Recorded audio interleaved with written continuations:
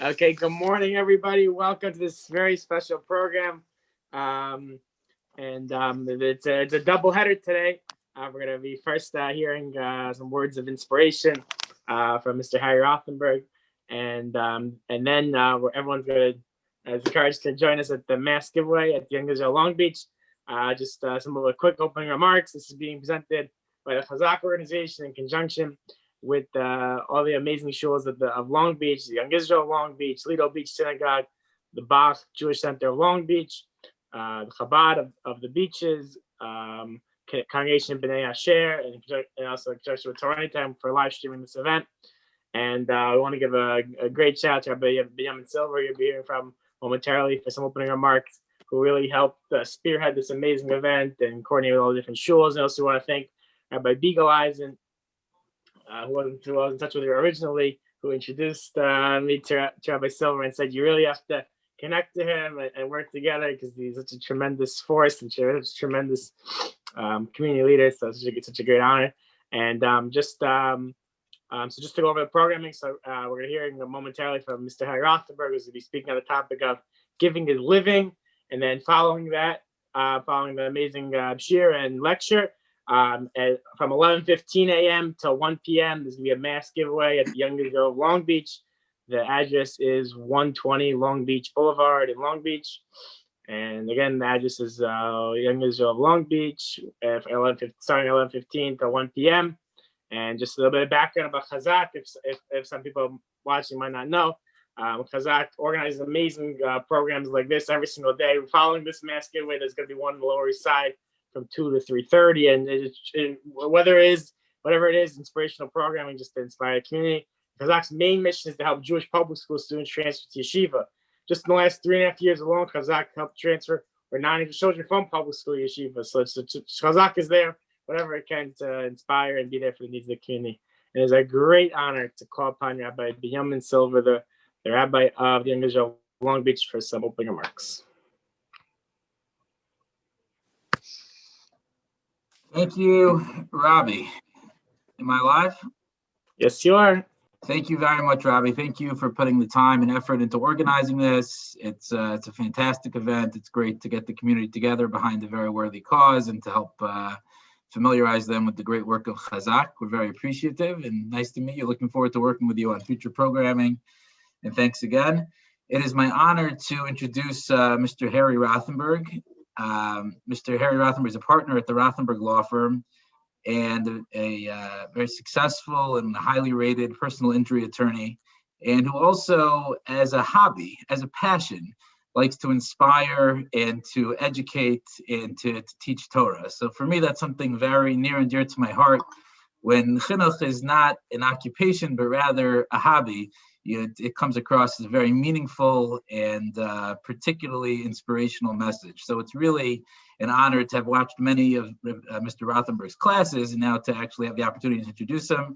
It's a true honor. Without further ado, Mr. Rothenberg, please. Thank you very much for the introduction. And thank you, Robbie and Chazaq, for organizing, and Torah Anytime for streaming, and all the other shuls. It's too many to mention. I don't want to risk that I'll leave one out. So hello, Long Beach. Hello, Lido. And Beach, and anyone else who might be tuning in. So there is a well-known phrase. We all know this phrase. And if this were live, I would ask you to complete it, but I can't. And the phrase goes like this. It says, no good deed goes, we all know, right, unpunished. So if I asked you, who said that? Who said this quote, this fantastic quote that we all know? The answer is no one has any idea. Don't do it now. You'll be wasting your time. It's not that exciting. You can do it afterwards. If you Google it, who said no good deed goes unpunished, you will see they don't know. There's a debate. It's variously attributed to 3 or 4 or 5 different people. So I am going to tell you that I know who said it. So you heard it here first. If this ever comes up, you're at a party, you want to settle debate, people are saying who said it, who was it?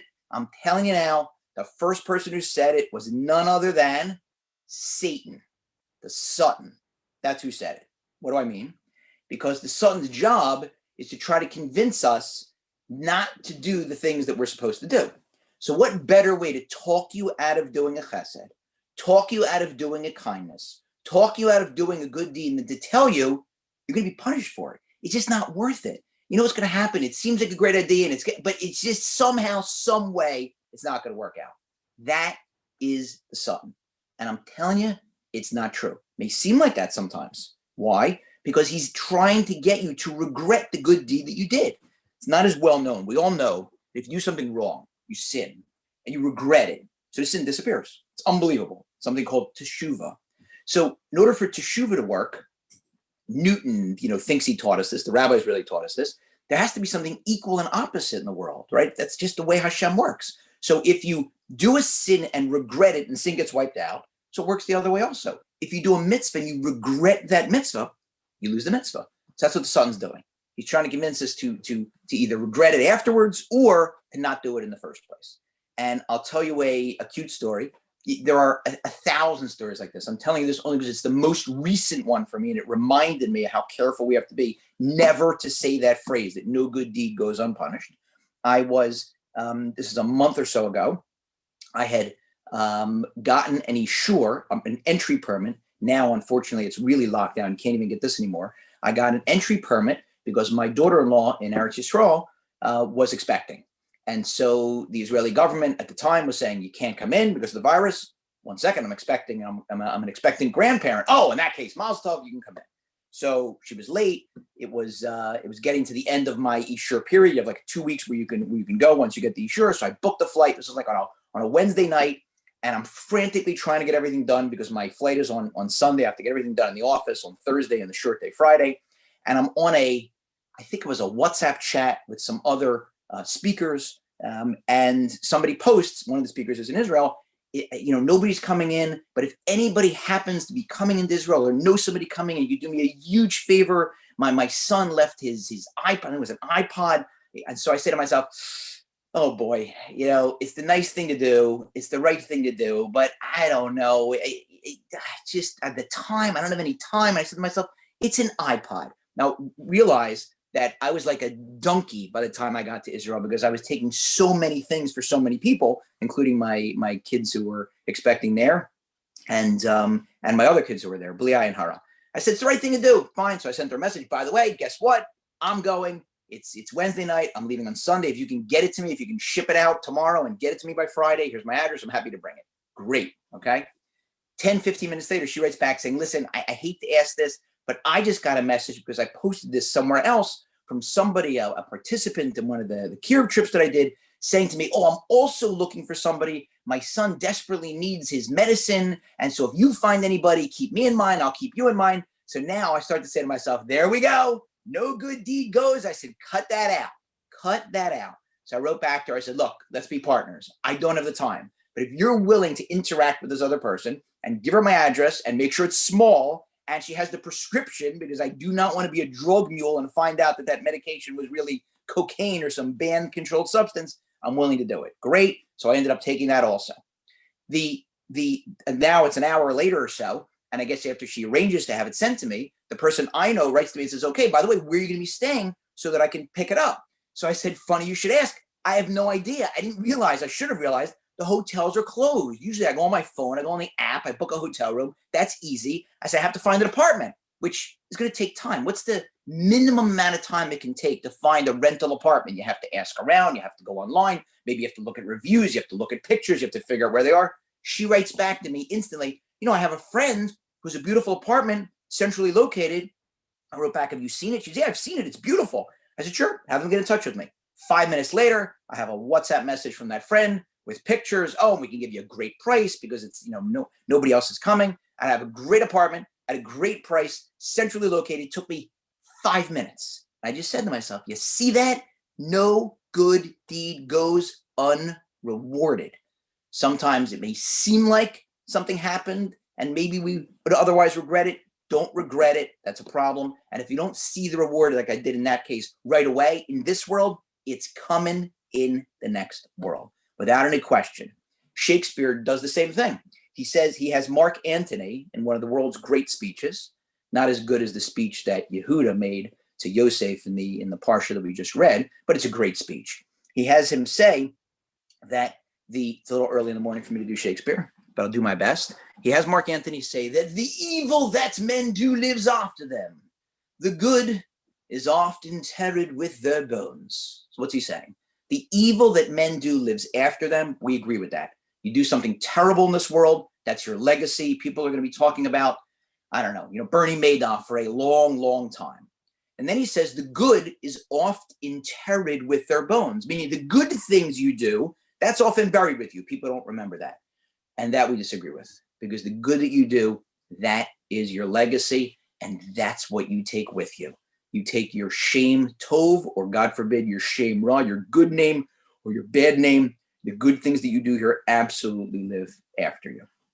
And what's so interesting is that right at the outset, right at the beginning of the Torah, we know what happens. What happens is that Cain kills his brother. And God shows up. Where's your brother? And he says, this we all know, and we know who said it. Cain says, am I my brother's keeper? Like, God, what do you want from me? I don't know. Go look for him. I'm supposed to look after my brother? And I heard this once said, that the entire rest of the Torah comes to answer that question. Yes, you are your brother's keeper. Every one of us has an obligation to look out, not just for ourselves, but to look out for each other. And that's our legacy. And we see this time and time and time again.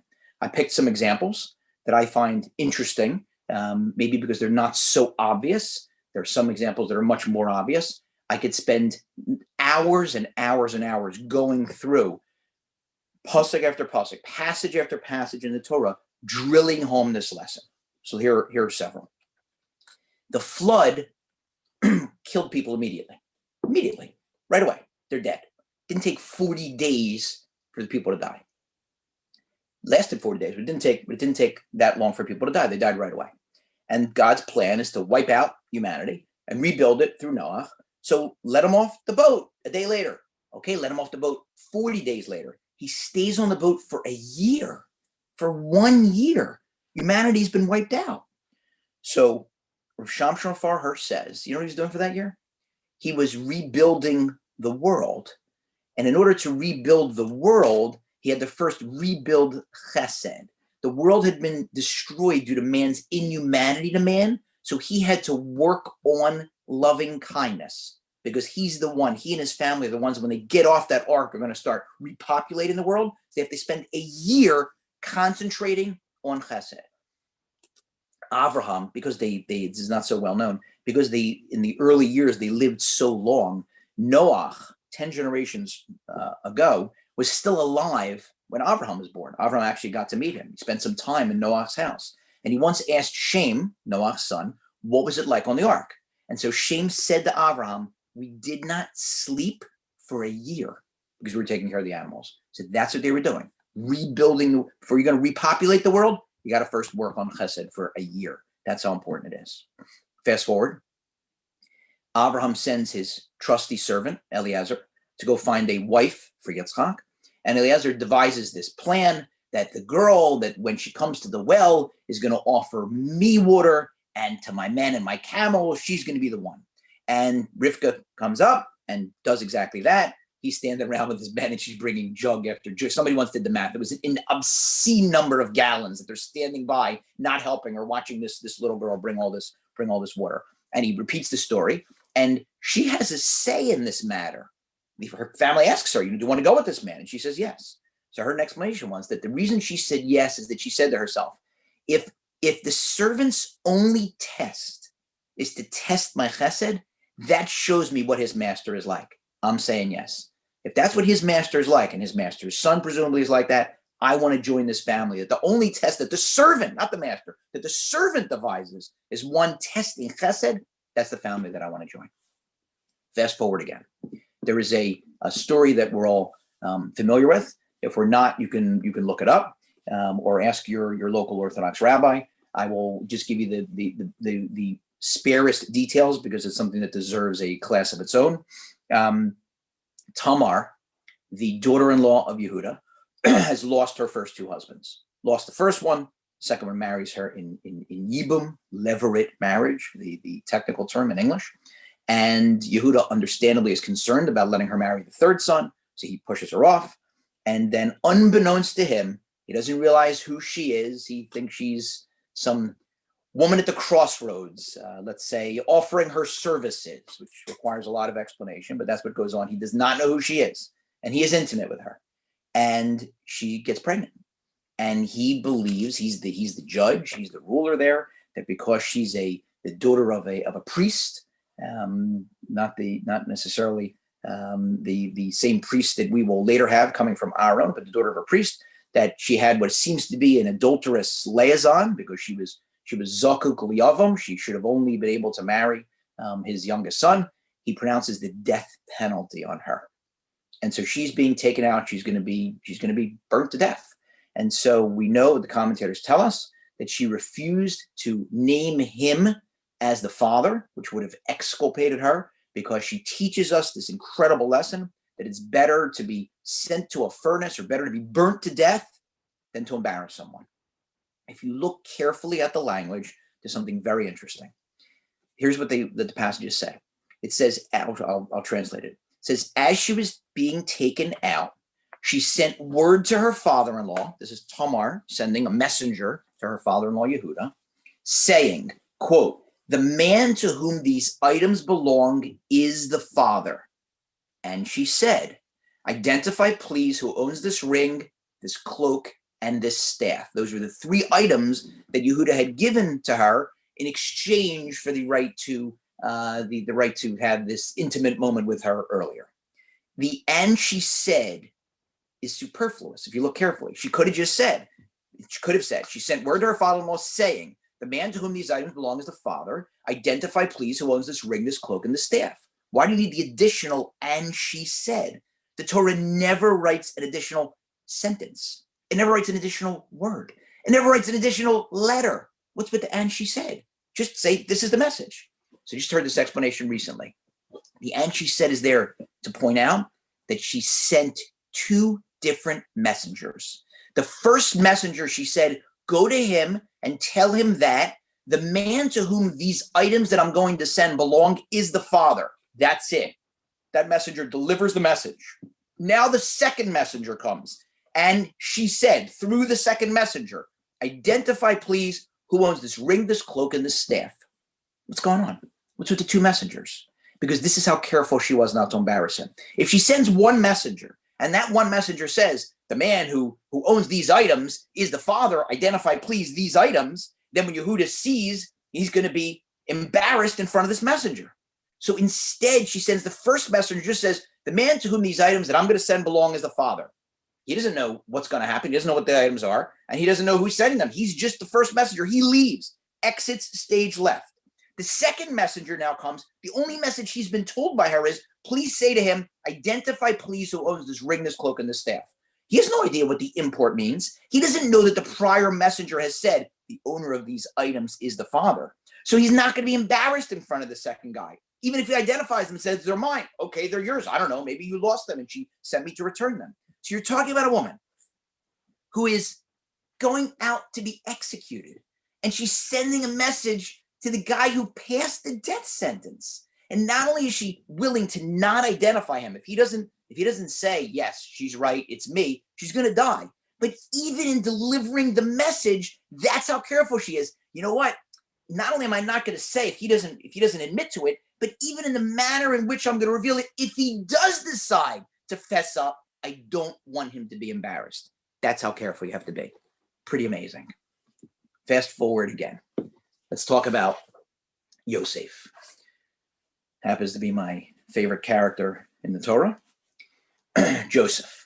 So we just said the following. Those of us who were in synagogue and shul on Asar B'Teves, that was on Friday, we said slichas. Now slichas are uncommon. We don't say them that often. And they're an addition to the morning service. And so we tend to breeze through them pretty quickly. Not because they're not important. It's just we say them, okay? And they're not that easy to translate. So it's uncommon. Somebody out there might raise their hand and say, no, that's not true. I take the time, but the night before I read them in English to make sure that I understand them, or I read them afterwards. If you try to read them along at the same time, you'll never keep up with the chazan because they go too fast. It's very difficult. Somebody out there might say, no, my Hebrew is so fantastic. I can translate it. Great. You are in an extreme minority. So for those who did not realize what they were saying, I'm going to tell you what you were saying. Okay. Here's what you were saying. My adversaries, this was in the, if you want to look this up, it's in the last one of the last one of the slichos that we said on Friday. My adversaries opened their mouths and swallowed my heritage. They overpowered me mightily and drank and swallowed my blood. Strangers besieged me and treated my brethren wrongly. Those who said, destroy, destroy the offspring of Esau. They said, let us go and destroy them and obliterate their memory. So we're talking about our worst enemies imaginable. Here's our tefillah. Here's our prayer. O jealous and avenging God, requite them. Let them bear their destruction. Pay them according to their deeds and let them be ashamed of their hope. Like, here we go, big enemy of the Jewish people. Who's it going to be? Is it going to be Paro? Is it going to be Nebuchadnezzar? Is it going to be Achashverosh? Is it going to be Titus? Who's it going to be?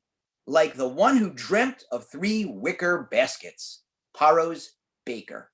There's a medrash that says that Paro's baker was an enemy of the Jewish people. Wanted to kill Yosef. Wasn't an accident that when Yosef got to interpret his dream, he was like, you're out of here. In 3 days, they're going to hang you. So Yosef knew the baker was a mortal enemy. Let's talk about the other guy with whom he was in jail. He was in jail with the wine minister, another fantastic fellow, real friend. Yosef interprets his dream, says, listen, do me a favor, do me a solid. Put in the good word for me with Paro when you get out. 3 days, you're getting out. Tell him, I'm a good guy, maybe. Get me out of here. 2 years go by. Wine minister doesn't say a word. Simple request. I interpreted your dream. Just put in the good word. Doesn't put in the good word. All of a sudden, now Paro's had dreams of his own. He's all agitated. He's upset. Now, the opportunist, the wine minister says, oh, now I have something to gain. Now I'm going to mention Yosef. So how does he mention him? He says, oh, your excellency, when we were in jail, when you put me and the wine minister and the baker in jail, there was a fellow there with us. He was a nar, an ivri, an eved, that's a kid, a Jew, probably spit it out, a Jew, a slave, not fine young man. That's how, so 2 years go by, doesn't say a word about him. And even when he finally has cause to say something about him, uses words that are not complimentary. He's got it, and all 3. He's a kid, he's a slave, he's a Jew. This guy was not a friend. So you got the baker, mortal enemy. The wine minister, not a friend. And Yosef, who, as much as anybody, was a master at discerning personalities, a person with the greatest chen, who got along with people, notwithstanding the fact that he's with a mortal enemy, and another fellow who's not exactly a friend, they show up one day in the jail, and they got long faces, and they're upset. And he says to them, why are you so upset today? Why the long faces? And they say, well, we had these dreams. And he said, okay, tell me the dreams. Maybe I can help out. So he said, I saw the 2 people, one who's a mortal enemy, one who's not a friend. They're upset. You know what? Maybe he could cheer them up. So his cheering them up, of course, leads to him eventually getting out of jail. So if you see this screaming out from the pages, you're supposed to try to cheer up somebody who's your enemy and somebody who's definitely not at best, not your friend. Of course, you got to try to cheer up your friends, your relatives, your colleagues, the people you pass by. You have no idea what a good word, a kind word, a cheerful word, a joke, a lighthearted moment, showing some concern can do for people. I had a friend call me. This is the virus started in earnest in the States like in March. I had a pretty bad case in between Purim and Pesach. So it's March, it's April, it's May. Maybe it was May, June, somewhere a few months in. I got a call from a friend. And we're just, we're schmoozing. And I'm waiting because every time I get a call from somebody, it's just a matter of time before they get to what the ask is. And I'm always trying to suss it out early because I don't have a whole lot of free time. So are they calling me because they got into an accident? I represent people who get injured in serious accidents. Are they calling me because they want a donation? Are they calling me because they want me to speak somewhere? Are they calling me because they want some advice with respect to their insurance policy or liability? What's going on? And the guy's it's just a shaggy dog story. Like, we're not getting anywhere. So finally I said to him, so, to what do I owe the honor of this call? And he says, no, I was just checking in on you. I said, what do you mean? He says, because of COVID, we really haven't been out. So I have friends I haven't seen. So I figured, I'll just call friends and see how they're doing. It was unbelievable. So I said to myself, why am I not doing that? So I started going through my head, like, who are my friends that I haven't seen at all? And maybe they're cooped up because maybe they're high risk. And I started calling some friends. And it was an absolutely beautiful thing. Made my day. And then once motivated, I should have been motivated earlier, I went out and tried to make other people's days. Fast forward again. We just read this week. Yehuda approaches Yosef. And he goes through his explanation as to why Yosef should free Binyamin, and he pulls all the right strings, hits all the right points. It's one of the greatest examples of persuasive oral advocacy that exists. Until finally Yosef lo yochol lehistapek. He cannot control himself anymore. Footnote that word. It's the same word that's used in the Megillah about Haman, who was able to control himself. But he controlled himself. Yosef, that was it. He just broke down. He was not able to, he's lost. His plan is to keep this ruse going, eventually have them bring Yaakov down. Yaakov will bow down to him. That'll be the full prophecy being fulfilled. That'll take the place of the entire exile to Egypt. But he just can't. He's lost it. He can't hang on any longer. And yet, with his last bit of strength, he throws all the Egyptians out of the room. He's at an emotional breakdown. He can't. Lo yochol lehistapek. He can't handle it any longer. But with his last reserves, everybody out of the room. Why? Rashi says because he couldn't bear to have his brothers embarrassed in front of the Egyptians, the brothers that had sold him as a slave.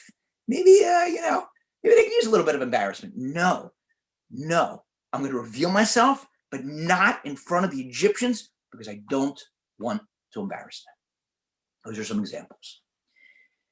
Similar vein, how important it is that when we have a contretemps, a confrontation, a difference of opinion, a back and forth, an argument, a blow up, a flare up, we get into it with somebody else. How critically important it is that we have to make up with them.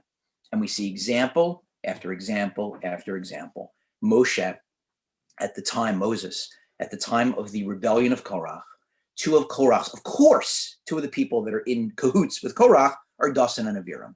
Not those two guys again. I mean, these guys have been a thorn in his side forever. These are the ones, at least one of whom reported him to Paro, and he had to flee for his life. These are the ones who gathered the mun when they weren't supposed to. These are the ones that riled up the Jews against him time and time again. And yet he goes out to them because he's trying to appease them. And so so even if you're Moshe, of course he was right. And even if they're Dasan and Aviram and they're so wrong, you still got to make the effort to try to go appease somebody else. So you'll say, oh, you know what? I don't know. You never know. Two sides to everything. Even though it was Moshe, with all due respect, I don't know. Maybe he wasn't right, or maybe it was the way he said something previously. I don't know. I'm not convinced. Okay, fine. Stay tuned.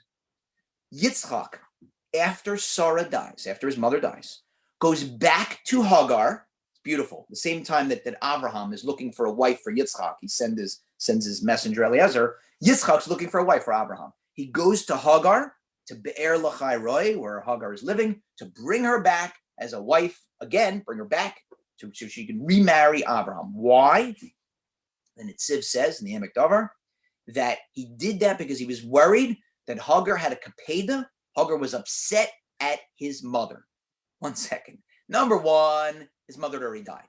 He's still worried about that Hagar's got a complaint against her. Number two, what does she have the complaint about? Because his mother, Sarah, had thrown Hagar and her son Yishmael, Hagar's son Yishmael, out of the house. So he's worried that Hagar's upset about that.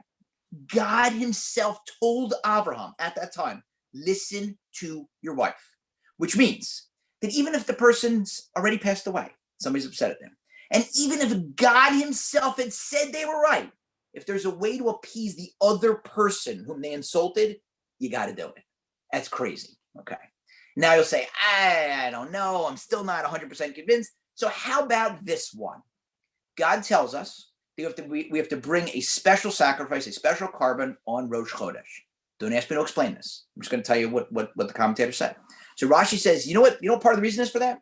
Because God's saying, do me a favor, bring the sacrifice for me because I diminished the size of the moon. Because originally, if you go back to the very beginning, there were two luminaries. The sun and the moon were the same size. And the moon had complained, how can you have two kings? Foolish complaint. Of course, they're not two kings, they're two servants of God. Whatever, he got it wrong. And so God said, okay, fine, in that case, reduce yourself. So God had reduced him. So God says to us, bring a sacrifice because I reduced the moon. Now, that means even if you're God, there's nobody that's going to argue that one. I don't know. Maybe God made a mistake on that one. God did not make a mistake on anything, ever, ever, ever. So even if you're God, You got to go out. And if there's a way to appease somebody that you insulted, even if you were as right as Moshe, and even after death and you're the kid, and even if God said you were right, even if you're God yourself, you got you, not the other guy. Let him apologize to me. No, you go out the way Moshe did, and the way Yitzchak did for his mother who had passed away, even though God said she was right, and the way God does on Rosh Chodesh. And so let's talk about some life hacks, how we can try to do this, try to incorporate chesed into the kindness, into the fabric of our lives. Because if you're not giving, you're not living. You're not. That's what we're here for. We're here to give because we are our brothers and our sisters' keepers. So number one, the Rambam, Maimonides, says that it's better to give, if you're going to give charity, you should give charity, 10 to 20% of your net income, 10 if you want the minimum back from God, more if you want more, so 10 to 20% of your net income.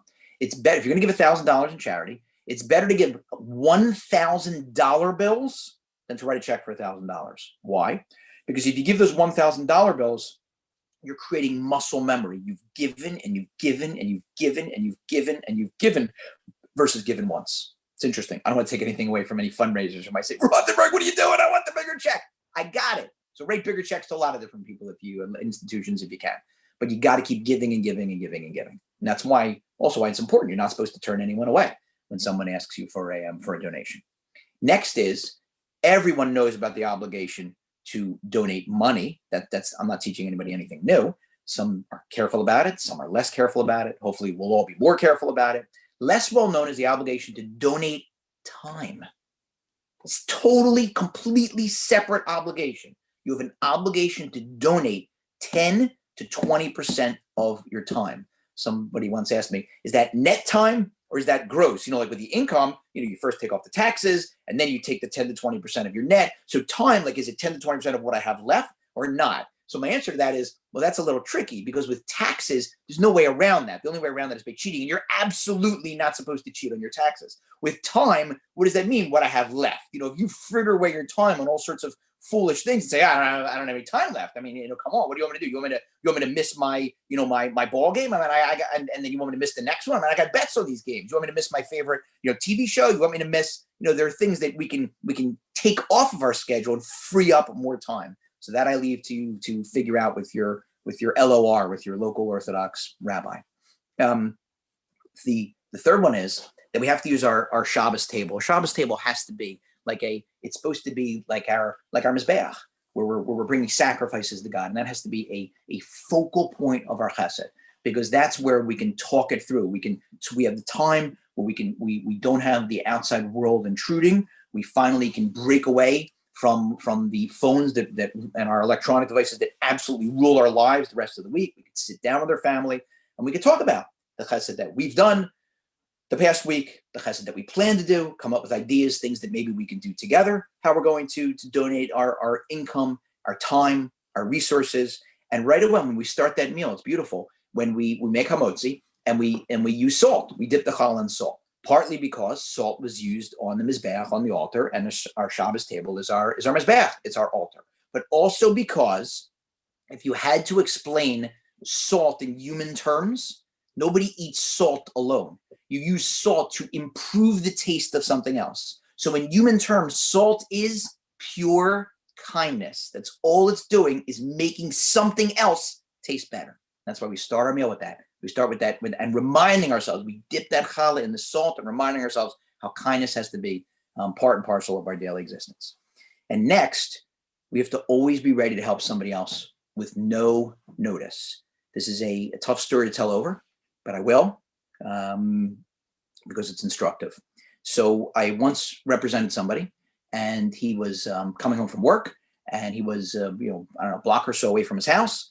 And he saw somebody in the street, in a crowd around. He went over to somebody, said, well, what's going on? And they said, oh, this person was just in a car accident. So he looked and he sees a fellow on the ground, and it was in the winter, and the way the guy fell, his scarf was like around his nose and mouth. So he said to the person next to him, he said, you got to move the scarf. Guy, he's having trouble breathing. And the guy said, no, I don't think so. Like you're supposed to wait till the ambulance. You're not supposed to, to touch the person. He's like, well, what do you mean? The person looks like they're having trouble breathing. You got to move the scarf. He goes, no, I don't think so. He says, I'm moving the scarf. So he moved the scarf. Okay. All right. Person was bloody terribly. He went back home. He gets back home and he says hello to his wife. And he says, oh, where's so-and-so, his son, who's usually home from school by then. And she says, I don't know. He didn't come home yet. And he has this like weird premonition. He told me later, like, I can't explain it. He says, I'll be back. And he goes back out. And now there are a lot of people around. There are cops around in the ambulance, and they're working on this fellow in the street, putting him in the ambulance. And he says to the police officer, did they identify the person yet? And he says, I can't say anything. He says, oh, I'm just, I hate to ask, but like, my son, he's usually home by now. He's not home now. He says, what's your name? And he tells him his name. He says, let me see your ID. And he shows him his ID. And the police officer tells him that the person in the ambulance, who was no longer alive, or at least was on his way, did not make it, was his son, which means that this fellow who walked by not knowing, not recognizing, the last thing he did for his son was a chesed to move that scarf to try to help him breathe. So he now knows that the last thing he did for his son, his beloved son, was a chesed. And imagine the opposite. Imagine if he hadn't, and he had gotten the news that he had passed away, and imagine him thinking, well, maybe that's what did it. Maybe if I had moved the scarf. And so you never know. God gives you countless opportunities, and some of them are as easy as a smile or a joke or a, hey, how you doing? Why you're sad? Why are you sad? Like Yosef did. And some of them are more difficult or awkward. And those are opportunities. Those are opportunities for us to give, because giving is living. And I'll finish with, because this will be the tie-in to our next event, is that we have an opportunity now. We have an opportunity now to wear masks.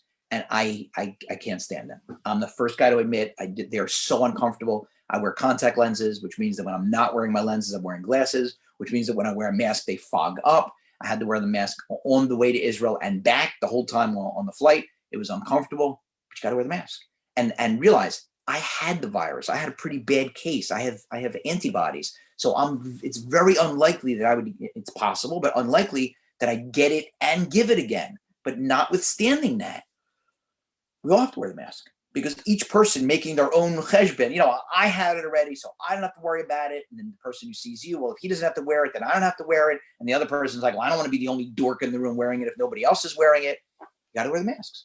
And I know there are people out there that are crying and screaming about how it's governmental control over us. But I've spent time speaking to infectious disease experts who do agree that on balance, it is a plus, and it does help mitigate the spread and the transmission of the disease. And frankly, even if it didn't, do we really want the bad rap? We know what happened in New York.